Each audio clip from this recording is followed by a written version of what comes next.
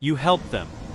Maybe you lent them money when no one else would. Maybe you defended their name in rooms they weren't in. Maybe you gave them your time, your energy, your trust, when they had nothing left to offer in return. And then one day they turned on you. Not a stranger.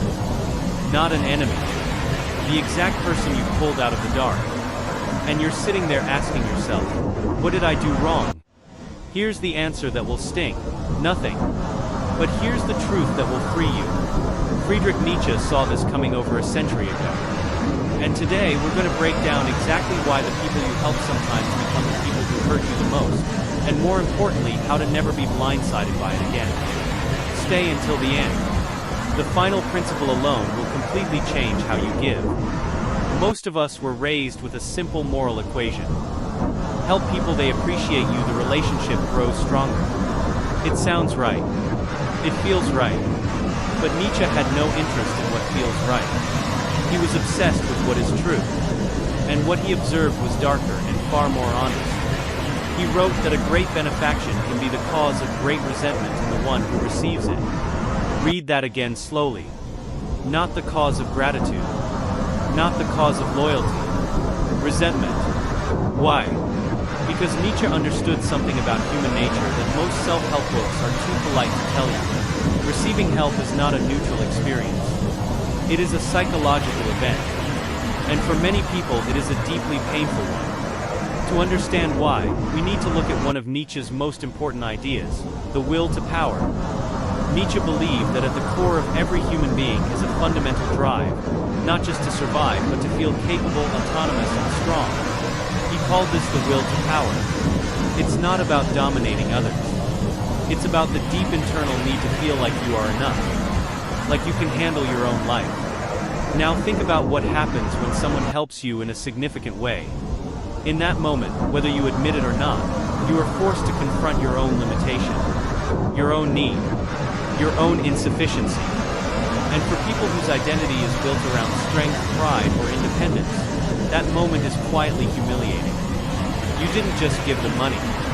You gave them evidence of their weakness. You didn't just offer emotional support. You became a witness to their most vulnerable moment. And the human mind, fragile, irrational, and deeply protective of its ego, sometimes cannot tolerate that. So it does what it always does when it can't face the truth. It finds someone to blame. And the easiest target? The person who saw them fall. That's you. Here's where it gets even more psychological. In the beginning, they are grateful. The emotion is real. The warmth is genuine. You see it in their eyes and you think, this bond is unbreakable. But time passes, and something subtle starts to shift. Every time they think of you, they don't just think of a friend.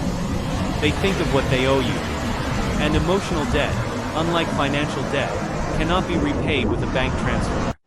It lives in the chest. It follows them into quiet moments. It shows up as a low hum of guilt that has no clear off switch.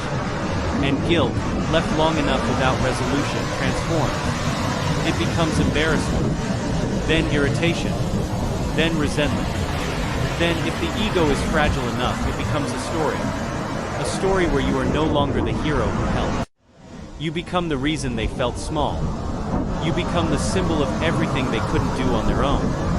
Nietzsche called this psychological move ressentiment, and it is one of the most destructive forces in human relationships. It is what happens when a person cannot rise to meet their situation.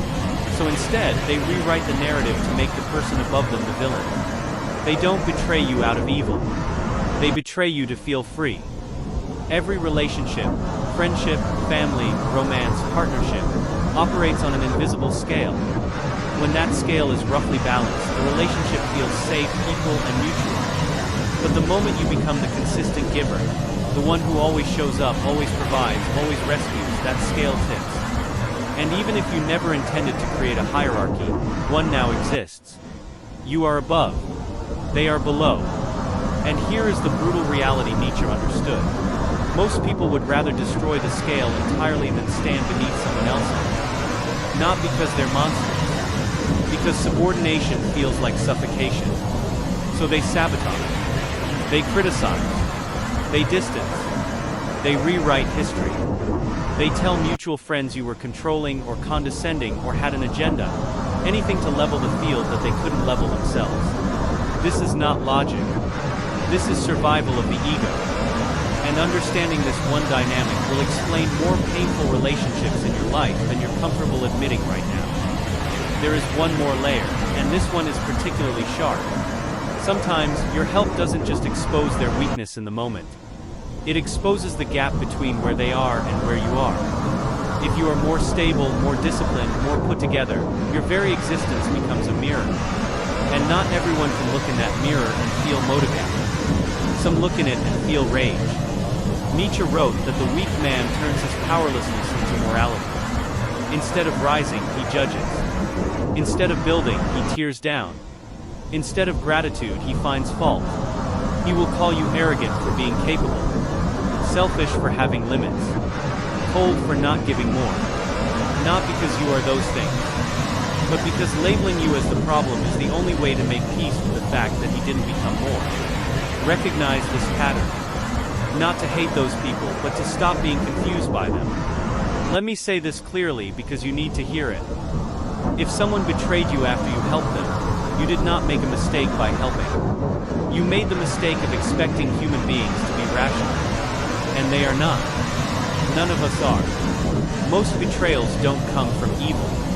They come from pain, from shame, from a self-image that couldn't survive the weight of what you gave. That is not your fault. But here is what Nietzsche would say next, and this is where he stops comforting you and starts challenging you. Understanding this is not enough. You must change how you help. Nietzsche was not anti-generosity. He was anti-weakness disguised as generosity. He made a sharp distinction between helping from strength and helping from a need to be needed. Real help in the Nietzschean sense does not create dependency. It creates capability. So here is how you apply this practically. 1. Help people toward their own strength, not your solution. Don't solve the problem for them. Solve it with them. Involve them in the answer so the victory belongs to them, not to you. 2. Set limits before resentment builds. The relationship that has clear boundaries never builds the kind of debt that poisons it.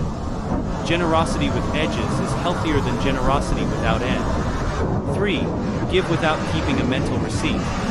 The moment you help someone while quietly tracking what you've done, you've already turned a gift into a loan. Give fully or not at all. 4. Never help to be loved. If your helping is rooted in wanting approval, you are not giving, you are investing. And investments demand returns. That expectation will destroy you both. 5. Accept that not everyone can carry what you offer. Some people are not ready for the kind of help you provide.